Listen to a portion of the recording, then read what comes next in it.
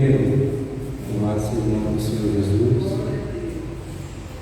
Somente o versículo 1, carta de Tiago, no capítulo de número 1, somente o versículo de número 1. Glorificado seja o nome do nosso Senhor e Salvador Jesus Cristo. Tão bom estar aqui juntamente com Ele, os irmãos nessa tarde. Quantos irmãos digam amém? Vamos fazer a leitura. Eu, Tiago, servo de Deus e do Senhor Jesus Cristo, envio saudações a todo o povo de Deus espalhado pelo mundo inteiro. Vamos ler mais uma vez?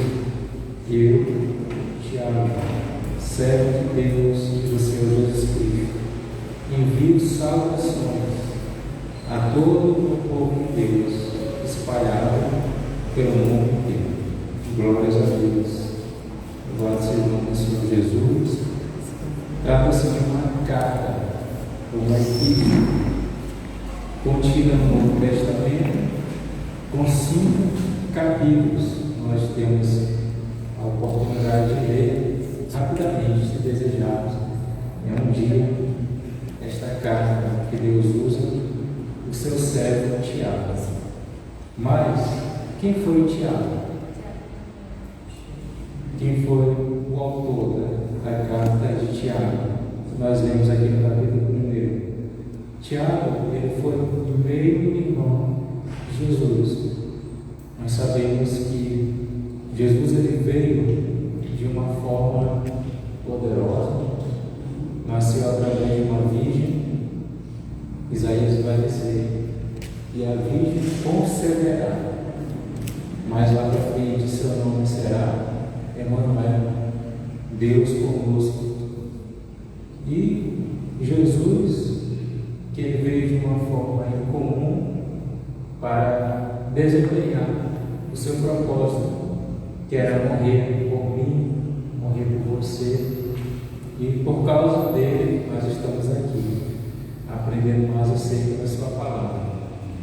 Porém, depois que José casou-se com Maria, eles tiveram outros filhos, e você pode observar isso lá em Mateus, no capítulo 13, e no versículo 55. Mateus está lá no início do Novo Testamento, Mateus, capítulo 13, e versículo 55. Eu vou estar adiantando aqui a leitura de Mateus 13, 55. Não é este o filho do carpinteiro? Olha só como pergunta, principalmente acerca de Jesus. Não é este o filho do carpinteiro? E não se chama sua mãe Maria? E seus irmãos Tiago, e José, e Simão, e Judas? Vamos ler mais uma vez, Mateus 13, 55. Não é este o filho do carpinteiro? E não se chama sua mãe Maria? E seus irmãos Tiago, e José, e Simão, e Judas? Primeiramente, o escritor Mateus, aqui no capítulo 13, vai falar acerca da profissão do pai de Jesus. Seu pai é antigo, podemos dizer dessa forma. Ele era carpinteiro. E as pessoas começaram a admirar, né? Filho dos simples carpinteiros, de onde veio tanta sabedoria? E falou um pouco mais acerca da família de Jesus, que não se chama sua mãe Maria, e seus irmãos. Aí começa a dizer que Jesus teve outros irmãos. Quais eram seus nomes? Tiago, José, Simão e Judas. Logo aprendemos que 2 dos irmãos de Jesus se chamavam Tiago, que escreveu essa epístola, e Judas também, que escreveu a próxima epístola. Que se a gente for observar, Judas vai iniciar a epístola da mesma forma. Judas, servo do Senhor Jesus Cristo. Então ambos eram irmãos de Jesus, como comprova Mateus 13, no versículo 55. E uma coisa que nós podemos destacar no que diz respeito à família de Jesus é que nem sempre criam nele. Nós vamos lá, por exemplo, em João, no Evangelista João, capítulo 7, e no versículo 5, vai dizer: porque nem mesmo seus irmãos criam nele. João 7, versículo 5, o evangelista fala: porque nem mesmo seus irmãos criam nele. Então, Jesus, que aos 30 anos foi batizado por João Batista, logo iniciou seu ministério por 3 anos aqui na terra, ele tinha uma família, 2 dos seus irmãos, Tiago, Judas, e estamos aqui diante de uma epístola escrita pelo seu meio-irmão Tiago. E inicialmente eles não criam nele, não criam que Jesus era o filho de Deus, não davam valor ao seu ministério. Tanto é que, se você for ler João capítulo 7, você vai observar: Jesus, por que não sai daqui, você vai para o lugar de ele estar aqui? Por que tu está em Nazaré, um lugar tão simples? Nós não vamos conseguir fazer com que o teu ministério, se é que esse teu ministério realmente vem de Deus, porque podemos colocar diante de Jesus essa dúvida: por que tu não vai aos gregos? Por que tu fica aqui no simples? E Jesus, ele tinha um propósito maior, que não era de ser visto, e sim de servir. É por isso que ele não se deixou levar por essa questão. Saber que os seus irmãos de sangue, filho do seu pai e da sua mãe, não criam no seu ministério. Mas nada aconteceu. Por que esse cenário mudou? Se você for lá para Atos, no capítulo 1, do versículo 11 ao 14, você vai perceber que esse cenário inicial, onde nem os seus irmãos de sangue criam nele, começou a mudar, começou a ser alterado. Quer ver? Observe aí, Atos capítulo 1, versículo 11 ao 14. Vamos ler aqui. No entanto, os quais lhe disseram: homens galileus, por que estás olhando para o céu? Esse Jesus, que dentre vós foi recebido em cima do céu, há de vir, assim como para o céu ouvistes, e todos estes perseveram unanimemente em oração e súplicas com as mulheres e Maria, mãe de Jesus, e com seus irmãos. Então este é o momento em que eles estão observando Jesus retornar aos céus, voltar ao seu lugar de origem. Que este momento se inicia na João capítulo 14. Lembra quando Jesus fala aos seus discípulos: não se turbe o vosso coração, crede em Deus, crede em mim. Na casa do meu Pai há muitas moradas. Se não fosse assim, eu vou preparar esse lugar. Este momento, Jesus já estava preparando o coração dos seus apóstolos, que ele morreria, ressuscitaria e voltaria aos céus. Por isso que ele vai dizer aos seus apóstolos: não fiquem preocupados, não fiquem tristes. Ao invés disso, crede em Deus, crede também em mim, porque há uma esperança verdadeira para nós. Na casa do meu Pai há muitas moradas. Se não fosse assim, eu vou não teria dito. Alguns dos seus apóstolos, que também eram discípulos, sabemos que discípulos, Jesus tinha vários, apóstolos ele escolheu apenas 12. Um deles o traiu e foi substituído lá em Atos, capítulo 2, por Matias. O certo é que Jesus estava dizendo a eles: vai chegar o meu tempo grande, eu vou ter que morrer, eu vou precisar ressuscitar. E de fato, os seus irmãos, que antes não criam nele, agora estão juntamente com uma multidão de pessoas. A sua família agora está aqui, vendo Jesus não só ressuscitar, mas vendo Jesus também voltar aos céus, se cumprindo aquilo que ele já tinha falado: na casa do meu pai há muitas moradas, se não fosse assim eu vou ter.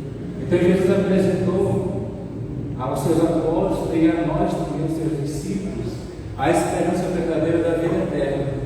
E mais lá, quando a gente vai percorrendo a leitura desse texto, no capítulo 14, Jesus ele fala: eu vos darei também outro Consolador.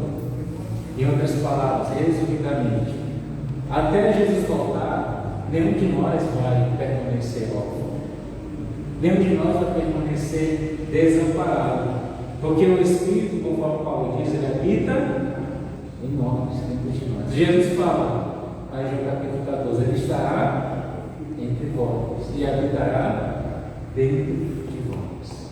Então aqui, os seus irmãos, a sua mãe Maria e muitos dos seus discípulos olharam Jesus em carne e osso, que ressuscitou dentre os mortos, e olharam Jesus voltando aos céus. Tanto é que ouviram uma voz: homens galileus, por que estáis olhando para o céu? Esse Jesus, que dentre vós foi recebido em cima no céu, há de vir, assim como para o céu vistes, como se ele estivesse dizendo: ó, Jesus está voltando aos céus, mas um dia ele voltará, não mais como o Cordeiro de Deus que tira o pecado do mundo. Ele vai voltar na segunda vez como o leão da tribo de Judá. Na primeira vez, ele veio para ser oferecido em sacrifício por nós, mas na segunda vez ele virá como o leão que venceu a morte, e que está preparando lugar para cada um de nós. Enquanto esse dia não chega, precisamos nos apegar cada vez mais a Ele, através do Espírito Santo, que é vivo e habita dentro de nós. Então, resumindo essa introdução, nós apresentamos Tiago como meio-irmão de Jesus. Vimos que ele, assim como os outros irmãos, não criam inicialmente no ministério do seu irmão Jesus, mas depois perceberam que Jesus não era apenas mais um dos seus irmãos. Eles perceberam que Jesus morreu, ressuscitou, porque o viram, passou 40 dias aqui e voltou aos céus. Tanto é que Tiago, que fazia parte daqueles que um dia não criam no seu próprio irmão, agora já tem uma percepção diferente. Agora ele já está transformado. Como é que eu posso afirmar? Simples.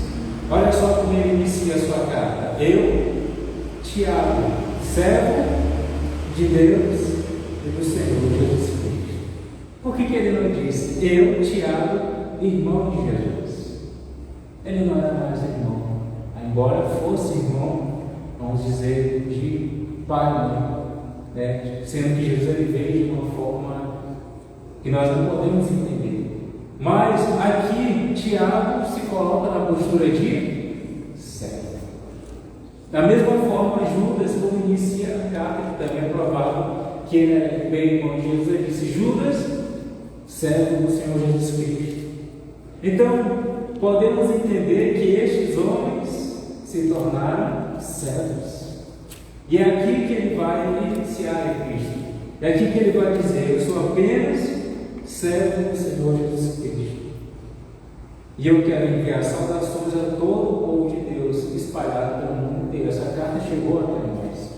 E nós também podemos dizer, eu posso falar: Daniel, servo do Senhor Jesus Cristo. Irmão Val, servo do Senhor Jesus Cristo. Irmão Gessé, servo do Senhor Jesus Cristo. E que honra é ter esse título, o título de servo do Senhor Jesus Cristo. E nesta tarde vamos meditar sobre a questão de ser servo. Já que esse título é tão a questão de ser servo do Deus Altíssimo. E nessa oportunidade, vamos apresentar 5 características de um servo, já que nós entendemos que o maior título que o homem pode obter não é um título acadêmico, nem um reconhecimento de riquezas materiais. O maior título que nós podemos obter é de servo do Senhor Jesus Cristo. E porque nós somos servos, atendemos ao chamado dele. Marcos 16:15. Ide por todo o mundo, pregar o Evangelho a toda criatura. Quem crer e for batizado será salvo, porém quem não crer será condenado. Nós deixamos tantas coisas para trás, e na melhor fase da nossa vida, na adolescência, juventude, para atender a um chamado, a uma ordem de Deus. Eu posso dizer, meu irmão, grande é a nossa recompensa. E o honroso é ter esse tipo. Mas, em primeira instância, o que é ser servo? Primeiro ponto é permitir em nós a humildade genuína de Deus. Primeiro ponto, nós precisamos entender sobre a questão de ser servo. Vou repetir para nós internalizarmos. É permitir em nós a humildade genuína de Cristo. Então diga, ser servo. Ser servo. Mais forte, ser servo. Ser servo. É permitir em nós a humildade genuína de Cristo. Só vocês. Ser servo é permitir a humildade genuína de Cristo. Mais uma vez, para todos internalizarem.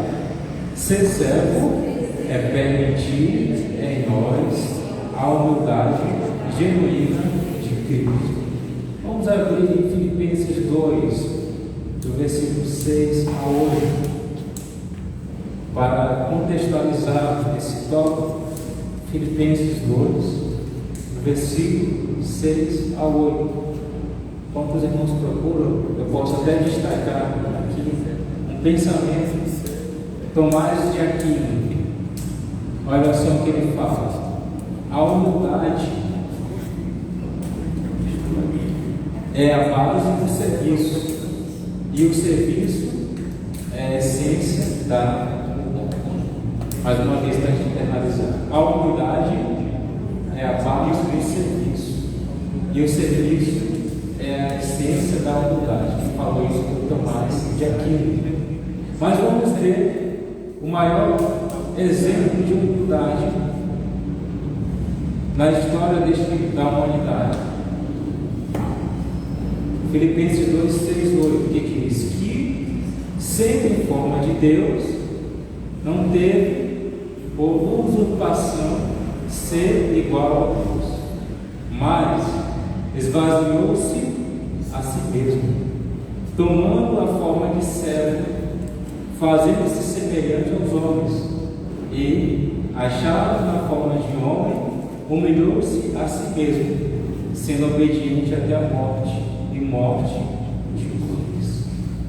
Quem é servo tem a humildade, e a humildade não pensada por um homem.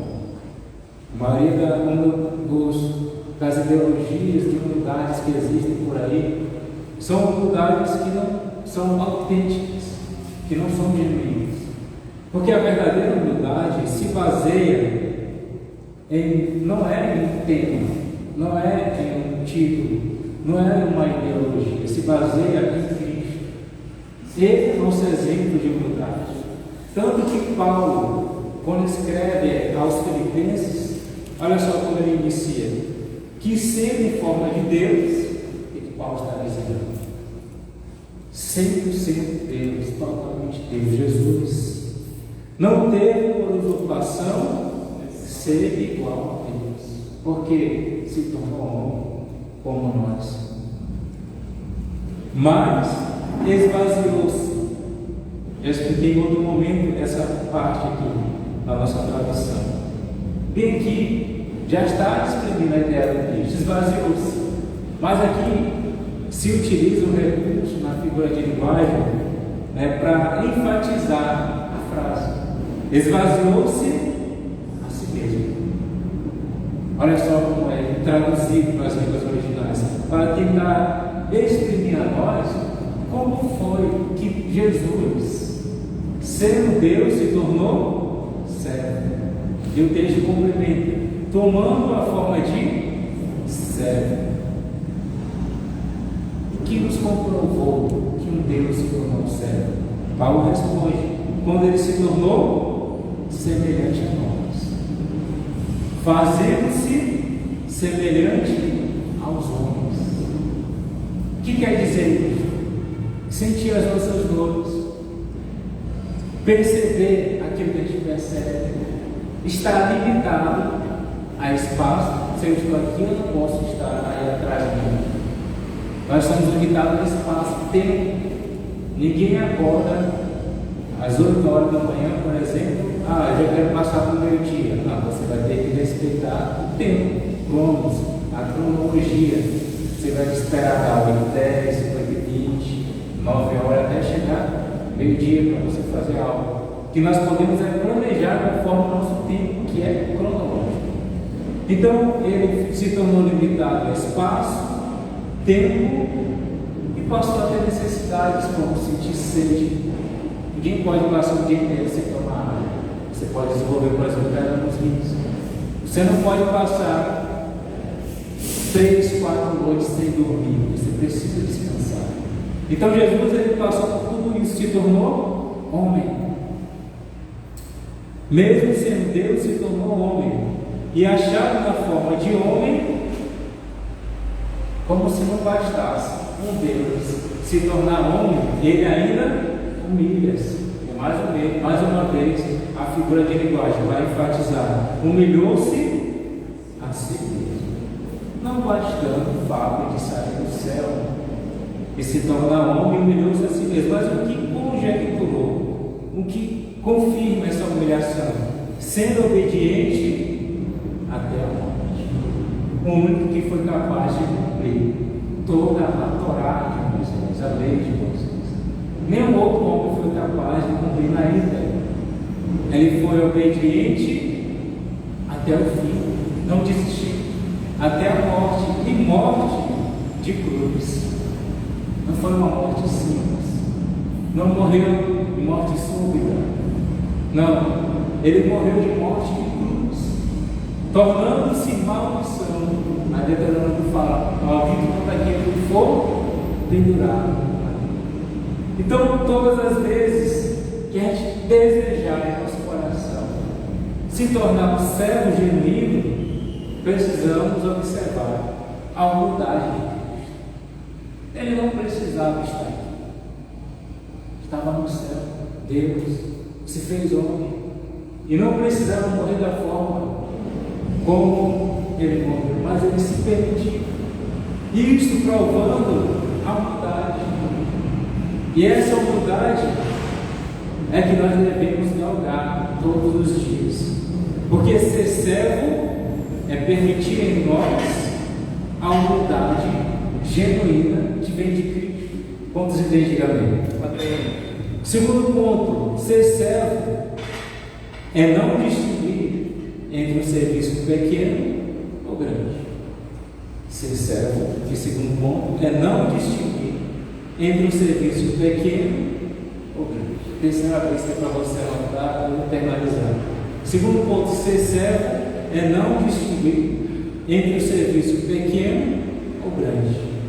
Olha só algo que aconteceu lá em João, no capítulo 13, no versículo 8 a 11. Evangelista João, no capítulo 13, do versículo 8 ao 9. Pedro disse: não, o Senhor nunca vai lavar os meus pés. Jesus ele não respondeu: se eu não lavar os seus pés, você não terá mais nada a ver comigo. Simão Pedro pediu: Senhor, Então não lave somente os pés, mas também as mãos e a cabeça. Você sabe o que significa lavar os pés? Os pés é um dos lugares que mais sujamos durante o dia, ainda mais em lugares que não tem pavimentação, por exemplo.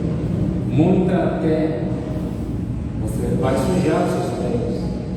E talvez seja um dos lugares que a gente mais trabalha no nosso corpo. Ele que nos mantém de pé, ele que nos faz caminhar. Então, para os judeus, lavar os pés era dizer: eu não vou me rebaixar, eu não vou me colocar em insignificância diante de ninguém. Mas Jesus fez isso. Jesus lavou os pés dos seus discípulos. Por isso que Pedro retrucou: Senhor, não faça isso. Tu és meu mestre. Como é que o Senhor vai se rebaixar até o ponto de lavar os meus pés? Não faça isso. Por isso que ele disse: não, o Senhor nunca vai lavar os meus pés. E Jesus então respondeu: se eu não lavar os pés, você não terá mais nada a ver comigo. Aí então Pedro: tá bom, Senhor. Então não lave somente os pés, mas também as mãos e a cabeça. Jesus ele fez um gesto pequeno. Jesus ele fez um serviço muito simples: lavar os pés dos seus discípulos. Em outras palavras, em se tratando da obra de Deus, não existe distinção entre serviço grande ou pequeno para aquele que aprendeu a servir conforme os modos de Jesus. Você pode simplesmente acordar: eu vou estar ajudando a irmã zeladora, vou estar varrendo a igreja, vou estar passando pano nos bancos. Isso não é um serviço pequeno, isso é um serviço grande. Porque aqui muitas vezes as pessoas ignoram só um exemplo, um serviço como este. Porque não dá renome, que ele te coloca em destaque. Mas nós temos que entender que quem é servo sempre está pronto a exercer qualquer tipo de serviço. Por quê? Porque o servo ele faz não para a sua glória, mas para a glória de Deus. Esse é o ponto. E o próprio Senhor Jesus mostrou para nós. Ele não só pregava belos sermões, ele não só era usado para curas e maravilhas, mas também ele fazia serviços simples, como lavar o pé dos seus discípulos. Quantos entendem, amém? Terceiro ponto: o servo ele tem que entender algo bem interessante. Aquilo que ele faz, ele precisa fazer também no anonimato, não só em posição de destaque. Se casa com o que nós vimos anteriormente, né? Fazer serviços grandes ou pequenos, e fazer também no anonimato. Observe só, Mateus capítulo 6, versículo 6. Mas tu, quando orares, entra no teu aposento, no teu quarto, e fechando a tua porta, ora teu Pai que está em secreto, e teu Pai que vem em secreto te recompensará publicamente. Por que nós destacamos esse texto? Porque a oração no anonimato tem grande valia. Qual a maior recompensa de eu estar lá no meu quarto? A irmã Paulo não vai saber, o pastor Paulo não vai saber, ninguém vai, e você mesmo vai tirar uma foto lá no Instagram: estou aqui no meu quarto de coisas. Não precisa disso. Sabe por quê? Porque o teu Pai que vem em secreto te recompensará. Bem aqui, eu sempre encaixo um tipo de serviço a Deus muito eficaz. Qual? A oração intercessória. Existem pelo menos 5 tipos de orações.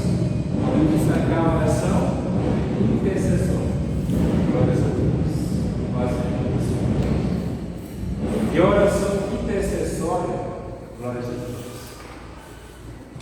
é quando nós oramos nos colocando no lugar dos nossos irmãos.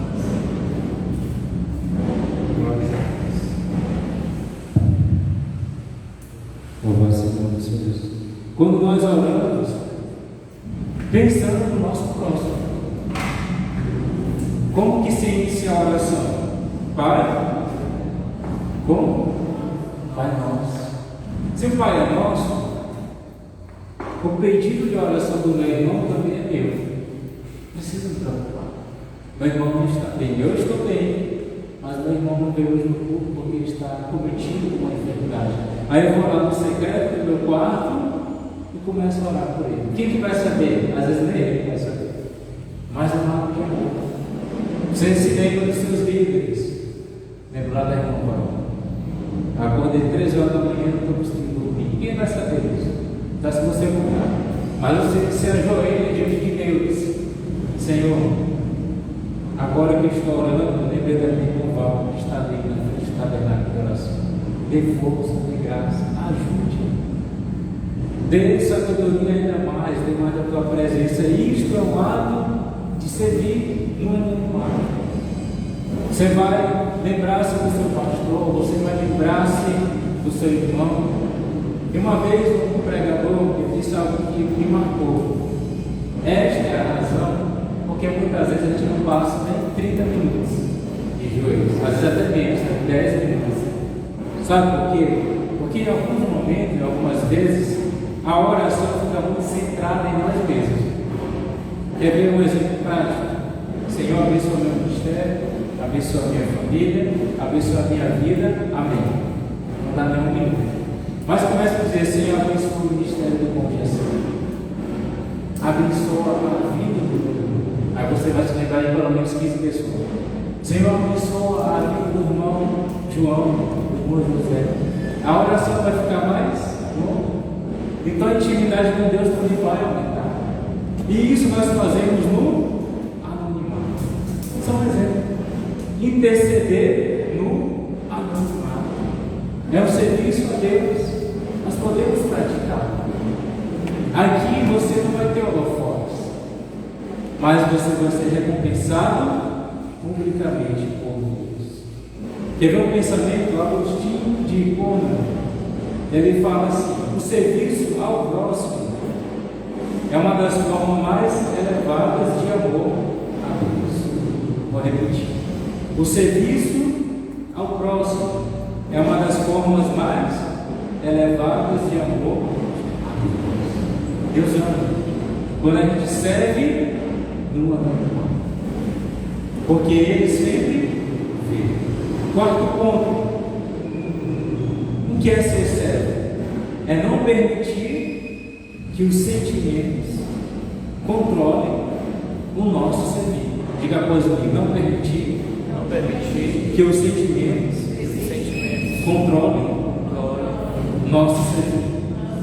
Só vocês. Nossa. Para contextualizar, vamos lá para João no capítulo 2 e no versículo 5. Evangelista João, no capítulo 2 e no versículo 5. Olha só, eu estou lendo para adiantar. Sua mãe disse aos serventes fazer tudo quanto ele vos disser. Mais uma vez. Sua mãe disse aos serventes fazer tudo quanto ele vos disser. Quem é a mãe de Jesus? Maria. Aqui está registrado o primeiro milagre de Jesus. Qual foi? Transformar água em vinho lá em Caná da Galileia. E o que eu acho interessante é que, se você for ver o texto, numa primeira análise bem superficial, você vai estar pensando que Jesus está destratando a sua mãe. Que, se você for ver, Jesus vai estar dizendo para Maria: que tenho eu contigo, mulher? Então, se fosse outra pessoa, pensaria: mas como assim? Eu sou sua mãe, te carreguei por 9 meses de dores. aguentei noites mal dormidas por causa de ti. Agora que tu cresceu, tem 30 anos de idade, está iniciando o ministério, está falando dessa forma. Mas não, Maria, ela não confundiu os sentimentos com o seu ato de ser. Ela não pensou neste momento como mãe, ela pensou como serva. Não é o meu filho que está dando a aula. Ali se trata do Deus conosco, Emmanuel. É um cumprimento lá de Isaías: eis que a Virgem conceberá, no caso ela concebeu, e o seu nome será Deus conosco. Então Maria, ela se colocou como serva. Foi por isso que ela disse assim: fazei tudo quanto ele vos disser. Como que podemos viver isso na prática? Quando nós chegamos aqui, podemos ter vários papéis sociais. Você é um administrador, amém? Eu trabalho com advocacia, glória a Deus, Deus continue te abençoando. Mas quando você chega aqui, você é submisso a um pastor, somente, e é apenas mais um servo, que precisa ouvir, que precisa obedecer. Quando eu chego aqui, eu preciso me submeter à autoridade que Deus constituiu, não vai. Preciso ouvir. Não são sentimentos, mas eu não gostei. Não, ela não está falando como amiga, ela está falando como alguém que não acaba com vocês. Ela está falando como alguém que sabe da responsabilidade diante de Deus e que vai prestar conta pela alma de cada um de Jesus. É isso que nós temos que observar. As pessoas precisam distinguir os papéis sociais. Então, quando eu chego aqui, eu apenas me ajoelho diante do Rei dos Reis e Senhor dos Senhores e me submeto às autoridades eclesiásticas que Ele permitiu estar sob este mundo. É isso que nós aprendemos. Então Maria deixou esse papel social de mãe. Não. Ela apenas se colocou como serva. Ela não colocou sentimentos no controle, mas ela colocou: eu sou apenas serva e Ele é Deus e Ele é Senhor. Ele sabe o que faz, eu preciso obedecer. Eu fico me lembrando lá no Novo Testamento, quando Jesus ainda era bem jovem, vamos dizer assim, tinha mais ou menos 2 anos de vida, e um profeta colocou ele no colo e disse assim: agora eu posso morrer.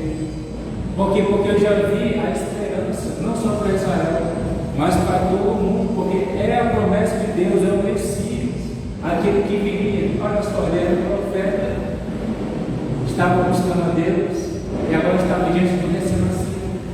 Só que ali ele percebeu que era cumprimento da promessa de Deus. Em outras palavras, quem serve não deve colocar sentimentos ao Senhor, deve se submeter. Isso é muito interessante, até porque Jesus fala: aquele que quiser ser maior será o menor, servirá a Deus. Quantos entendem? Diga amém. Aleluia. E quinto ponto, do último ponto: ser servo é entender que servir tem um propósito de alcançar a vontade de Deus. Diga após o outro: servir tem um propósito de alcançar a vontade de Deus. Mais uma vez: servir tem um propósito de alcançar a vontade de Deus. Só vocês. Servir tem um propósito de alcançar a vontade de Deus. Olha o que Jesus fala, né? João 17, versículo 4. Eu glorifiquei-te na terra, tendo consumado a obra que me destes a fazer. Eu glorifiquei-te na terra, tendo consumado a obra que me destes a fazer. Jesus falando. Por que ele servia? Ele servia porque ele queria estar no centro da vontade de Deus Pai. Por isso que ele disse: eu glorifiquei-te na terra. Ou seja, eu não fiz a minha vontade, eu fiz a tua vontade. Eu tive que negar a mim mesmo. E olha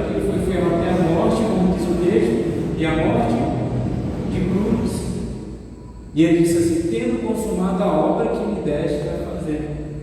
Isso aqui é bem parecido com o que Paulo fala: combati um bom combate, encerrei a carreira, guardei a fé. Agora me espera a coroa da vida. Jesus está dizendo: eu cumpri isso, o Senhor me deu graça. E nós que somos servos do Senhor Jesus, precisamos viver esse texto. Nós não estamos aqui para graça. Ninguém quer um acidente. Você vai dizer: não, mas é porque você não sabe a forma como vir. Não importa.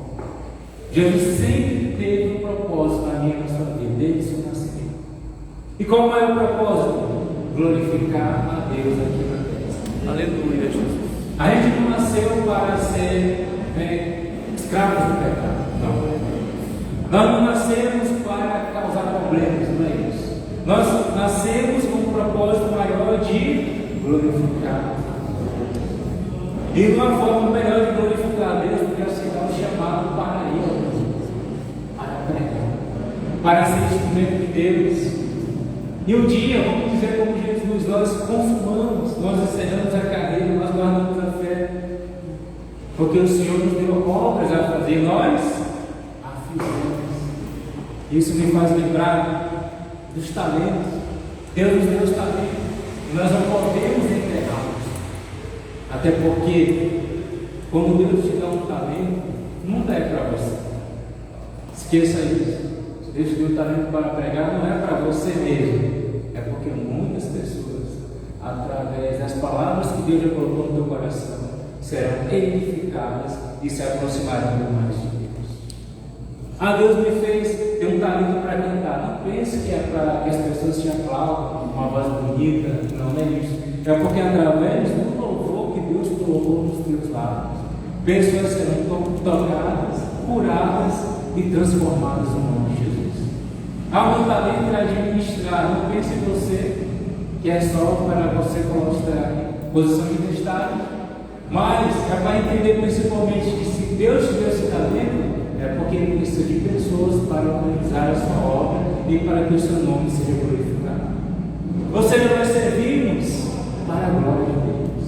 Aí eu lembro um versículo que eu não posso deixar de citar, lá em Romanos 11: porque dele, por ele e para ele são todas as nações. Glória, pois, a ele eternamente. Oswald Chambers, ele fala: a única maneira de conhecer Deus é ser um servo. A única maneira de conhecer Deus é ser. Então, como que eu posso me tornar um servo? Primeiro ponto que eu posso me permitindo a humildade de Cristo em mim. Vou resumir os tópicos. Como eu posso me tornar servo? Diga após mim: não distinguindo entre o serviço pequeno ou grande. Terceiro ponto: como eu posso me tornar um servo? Fazendo no anonimato. Quarto ponto: como eu posso me tornar um servo? Não permitindo que os sentimentos controlem o meu ser. Diga após mim: não permitindo que os sentimentos controlem o meu ser. Em quinto e último ponto: como eu posso me tornar um servo? Entendendo que servir tem um propósito de alcançar a vontade de Deus. Agora só vocês, os 5 tópicos. Como eu posso me tornar um servo? Primeiro, todo mundo junto não dá para entender. Vamos fazer de novo, para vocês vão. No meu 3, 1, 2, 3. Como eu posso me tornar um servo?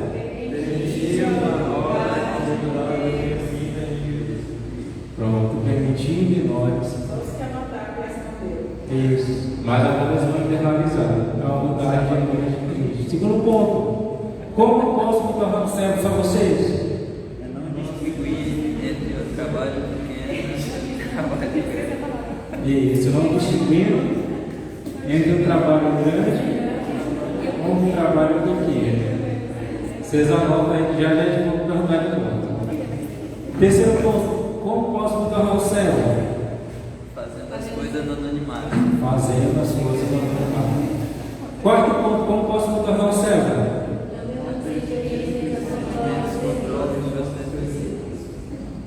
Quinto e último ponto, como posso me tornar um servo? Entendendo que servir tem o propósito de alcançar a vontade de Deus. A vontade de Deus. Do jeito como nós estamos, curva seus cabeças. Oh, Jesus, nós agradecemos a Ti verdadeiramente por mais a sua oportunidade. E nós estamos simplesmente servindo com aquilo que o Senhor colocou nas nossas mãos. E sempre buscando fazer da melhor forma possível para a glória do Teu nome. E neste momento, perdoa-nos pelas atitudes, pelas palavras. Vê se em nós há algum caminho mau e guia-nos pelo caminho. Bíblia de João, capítulo 2, versículo 1: Filhos, não é bom que pequeis, mas se vocês pecarem, lembre-se que tem um advogado, ele não acusa, ele defende. Então, sempre em primeira instância, no primeiro momento, buscamos o Teu perdão. Isaías vai dizer no capítulo 1: ainda que teus pecados sejam vermelhos como a escarlate, eles se tornarão brancos como a lã, porque o Cordeiro de Deus, que tira o pecado do mundo, Ele nos perdoa. E às vezes nós chegamos aqui, Senhor, com tantas dúvidas, tanto medo, talvez, e dizendo: Senhor, não é fácil de seguir, não é fácil negar a mim mesmo, e também não é tão simples de obedecer. Mas você pode ter em mente algo: a melhor coisa que nós fazemos, principalmente nessa fase da nossa vida, é servir a Deus, é se entregar a Deus.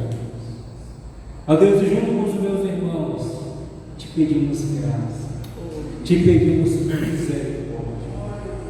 Ó Deus, sempre, e não porque nós merecemos, nem o que nós merecemos, sempre o Senhor nos agracia com a tua genuína e real presença. Isso porque a promessa que nós lemos anteriormente, no capítulo 14, o Senhor estaria entre nós, o outro Consolador, e habitaria dentro de nós. E o sentido que nós estamos aqui, de estarmos aqui, servindo uns aos outros, é nos encorajar a nunca desistir dessa caminhada, a nunca desistir, Senhor, desse chamado maravilhoso que é pregar a Tua palavra. E eu sei que o Senhor visita não só o meu coração, mas o Senhor visita todas as vidas que estão aqui, que talvez estejam nos ouvindo através, Senhor, desse meio de comunicação. Mas não importa, Pai. O importante é que o Senhor nos alegra todas as vezes que nós estamos na Tua presença. E enquanto o Senhor nos perdoa, o Senhor também renova as nossas forças. O Senhor também nos dá a verdadeira alegria, a verdadeira paz, que somente Tu podes proporcionar, que não é invenção do irmão Daniel, mas que está na Tua palavra: aquele que crê em mim, como diz as Escrituras, do seu interior fluirão rios de águas vivas. Aleluia. Oh Deus. Eu não vou ter palavras mais para expressar diante de Ti, Pai.